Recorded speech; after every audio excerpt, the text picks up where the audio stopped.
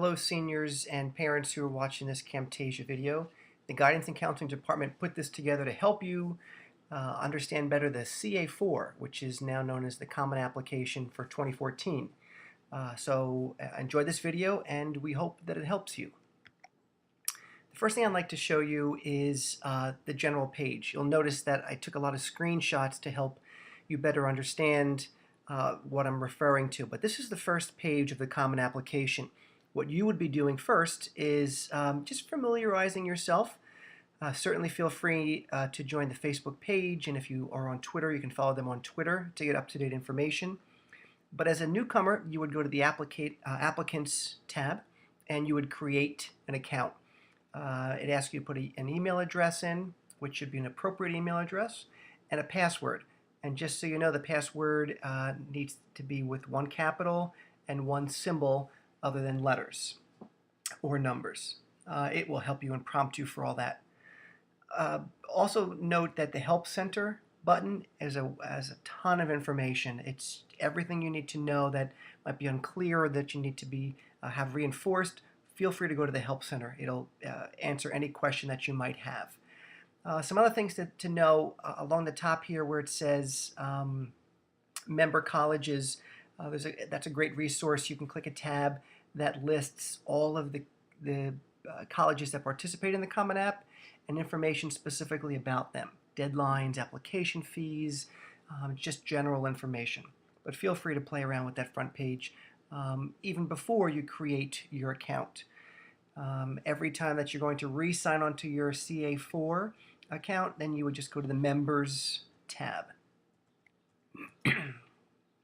Once you're signed in, you're going to notice a couple things. It welcomes you across the top. You are assigned a CAID, a Common App ID number, which I'm not sure how you're going to use going forward, but just know that you are assigned a CAID number. Notice by the sign out button, the symbol to the left there, the wheel, allows you to change email addresses or passwords or various other things. What I'd like you to notice now too is the 4 different tabs: Dashboard, My Colleges, Common App, and College Search. Now when you sign on, you won't see any colleges listed there. I jumped ahead and I'll explain why a little bit later. I added some colleges into CA4, my CA4, just to help you along the way. But this will be totally blank. We are going to first do the College Search tab, that 4th button. But before we do that, I'd like you to see again on the right-hand side a number of different help features from the Help Center that will explain various components of that page that you're on. So now we're going to jump to the College Search tab. So through the College Search, this is where you're going to be able to see if the colleges that you're applying to are actually part of CA4. Not every college is. Cross your fingers that a lot of your colleges will be part of CA4. And again, you'll also know that through Naviance, when you're building your list through Naviance, it does tell you if a college is part of CA4 or not. But here's where you're going to see specifically if they are. The easiest thing to do is under the school or city name, just type in the name of the school that you are interested in applying to. That's the easiest function to do. And then what happens is this. The college name will come up. You'll put the check mark saying, yes, I am looking at the University of Delaware. So you put the check mark there, and then when it does, it starts to list them on your dashboard. And now I have already listed 4 colleges on my dashboard. As you can see there, Boston University, New York University, University of Delaware, and University of Michigan. You'll see under NYU that there is a deadline there, and that's only because I put some specific information, which I'll show you a little bit later. I'd also like you to note that under the application you see yellow squares. That means something's in progress. What you really want to look for is anything that turns green. That means you've completed things. And on the far right, you can see the trash can. it's so easy to add and delete colleges, so don't think that if you put a college on your CA4 dashboard that you definitely have to apply to that college. That's not the case because you actually have to submit each school. But if you want to get rid of it off your dashboard, all you do is check off the garbage can. So let's look more specifically now. I go to my colleges tab, and you'll see on the left-hand side there are the dark gray shaded boxes, and the one that turned maroon is NYU, New York University. That's because that's the one that I'm currently working on. So when you pick a college to work on or want to find information on, then it highlights it and it turns it maroon. This is only an information page that I've clicked on. It just brings me contact information, phone numbers, email addresses, allows me to go right to their website, decisions, when I'm actually applying by, deadlines for application. And then below it shows you some requirements, the application fee, testing policy, which is really interesting, a good place to find information about what's required, SATs, ACTs, that's not required for standardized testing, APs in lieu of, or ACTs in lieu of. And then recommendations required. It gives you, the screenshot didn't capture the whole thing, but it asks for a school report, which I spoke about in my first video on Camtasia. And then it tells you how many teacher recommendations they require and a couple of other things. But this is just an information page on NYU. If you look at the sub-tabs below NYU, you'll notice there's a questions, assign recommenders, submission of your Common App, the writing supplement, and your submission of your writing supplement. That really tells you all the things that are required as part of their Common App. I'm going to get into that a little bit more as well. What I'd like to jump to first, is the Common App tab. This is where you just basically fill in information one time, and the Common App keeps all of that. And then it filters all that into NYU's application, University of Delaware's application, all the colleges that you're applying to. But this is all basic information that every college needs. So basically, there are 6 categories of information that the Common App is asking for. And those are listed on the left. Profile information, family information, education, testing, activities, and a writing sample. Now you'll notice the green check marks are there because I've actually done all of this ahead of time. I've submitted a fake CA4 just to become familiar with it, so the counselors can better help you when you come or have questions. We're all familiar with it now. But remember, I told you to look for that green check mark that will appear once you finish that section. So this first section that I'm on is the profile information. And basically it's just personal information. If you look at the in the middle of the screen there, it asks you for your given name, your surname, which is your last name, your gender, your date of birth, and a couple of other things there. But notice on the bottom of there's still more to that page in that category. There's your address, which is your living address, your contact details, how you'd like to be contacted, demographic information, geography information, language spoken, your citizenship, and if there is a Common App fee waiver. So again, those are subcategories all within that personal information that you have to do. And you just go through each page, you hit continue, and hit continue, and continue, and so forth. And you can always check if there's not a green mark there, you've missed something. Know that every piece of information is not required, but the red asterisk next to certain information tells you that information is required for a green check mark to finish out that portion. Okay, so you went through the profile information, you went through the family information, the education, the testing, the activities. We're on the writing sample now, and this is all new. There's 5 prompts, which are really very specific questions. I think a little bit more easier for students to try to get to tackle and get their hands on. And the other thing that's unique too or different is there's a requirement. It can't be less than 250 words, and it can't be more than 650 words. And it has to be typed within the box or cut and paste in the box below. Again, the box is cut off. So you can't insert a document, download a document. You actually have to type. My recommendation is to go to Word, write it there, and then copy and paste it into that. See, it sounds pretty easy. There are two other parts under the writing section. The one is disciplinary history, if you have anything you'd like to report, and the other is additional information, and that gives you an opportunity, and again, I think it is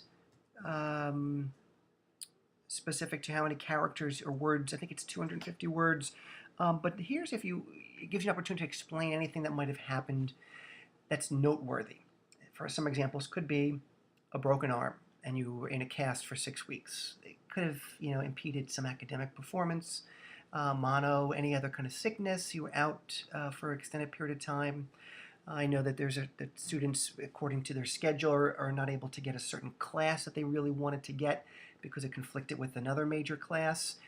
So certain things that you could provide, maybe a death in the family, or divorce in the family, separation in the family, personal information that you'd like the college to be aware of something that might have affected something over your 4 years of high school. That can go in the additional information. Great. So after you've done that, you're done the common application in terms of the body, the specific information that you needed to provide to them. So now what you have to do is you have to go to the My Colleges tab, and usually, 9 out of 10 times, each school has supplements. And we're back on NYU's page. So NYU, I went to the question tab, and they have some supplements. They ask you a couple different questions. Some of the things that NYU asks you is, are you interested in starting at any of their other campuses, the Dubai campus, the Abu Dhabi campus, or the campus in Shanghai? It also asks you, are you interested in spending a freshman year? If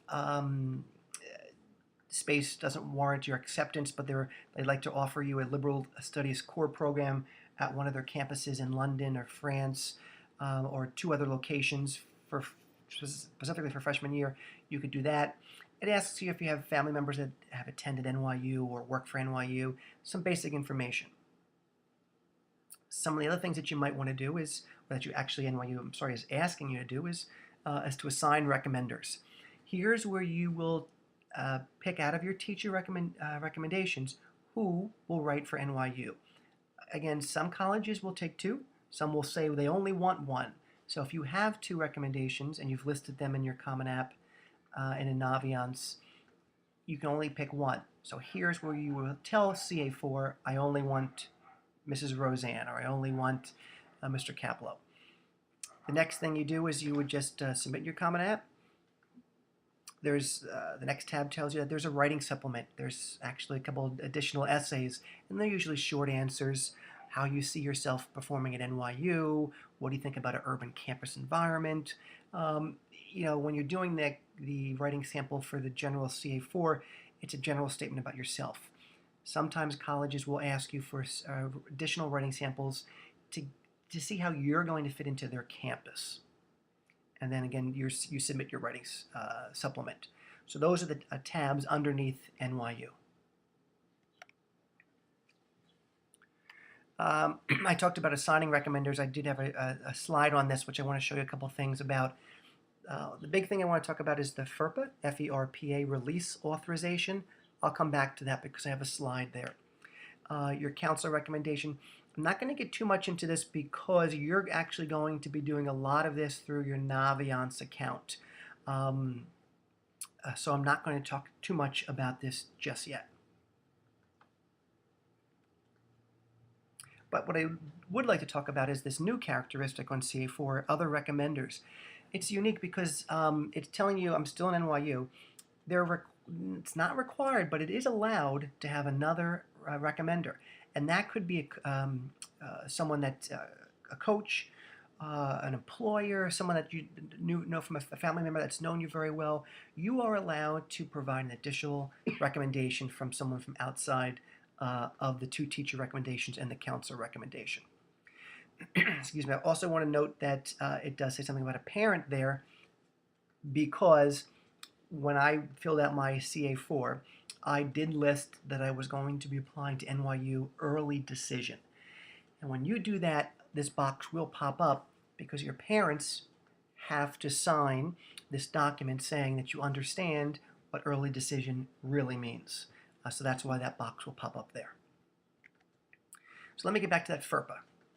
FERPA stands for Family Educational Rights and Privacy Act, which basically says, again, this is information about you. Anything about your high school career, your transcript, insight information that recommenders provide is all information about you. And FERPA says that you first have to grant people permission to release this information on you. So you have to do this online FERPA form, which is done just once. And you'll check off the box, I have fully read and understand FERPA and release this information. And the next screen pops up, which you authorize the release of this information. But then it also asks you two other questions. I waive my right to review all recommendations and supporting documents, or I do not waive my rights to review all recommendations and supporting rights. I'm telling you that most students will waive their rights because then the college sees that as you not having any part of seeing what a teacher or counselor has written about you. It makes it more authentic. When you check off the I do not waive my rights, the colleges might think of that as, oh, I wonder if the student had anything to do with the writing of the recommendation. So I would suggest to you that you do waive your rights to see any additional information that teachers and counselors are writing about you. And then check off the bottom, I do understand that when waiving my rights, so forth. And then you sign it. You type your name, you date it, and you hit it. That's really the only information that I want to give you right now on the CA4. I want you to get going. I want you to start getting all that basic information about yourself. Honestly, I did it, and it took me probably a little bit more than 60 minutes. And that was with the TV on, and it's not that hard. There are some points that you're going to have to work with your parents for. When it asks for parent information, it asks for their schooling, if they went their highest level of education and where they went to college and the year they graduated, their employer and their profession. So there are some things you want to ask your parents to help you with. So get going on that. Get going on writing your essay. That's really key. Again, if you can do these two things between now and September, early September, mid-September, you'll be in great shape. I'm also going to ask you to get that final list of schools going and get them listed into Naviance. You should at this point have your final list. Maybe adding on a couple here or there or taking off one or two, but you should have set schools by now, putting them into your Naviance account, which I did the first video about. You should be firming up your teacher recommendations. Again, if you haven't asked, then when September starts, you're going to go right into those teachers. I talked about that in the first video as well. And then thinking about finalizing your testing plan, whether you're taking the SATs right away. Remember, the sign-up date is early September. If you're doing the ACTs, if you're doing any subject tests, really think about getting that plan in place.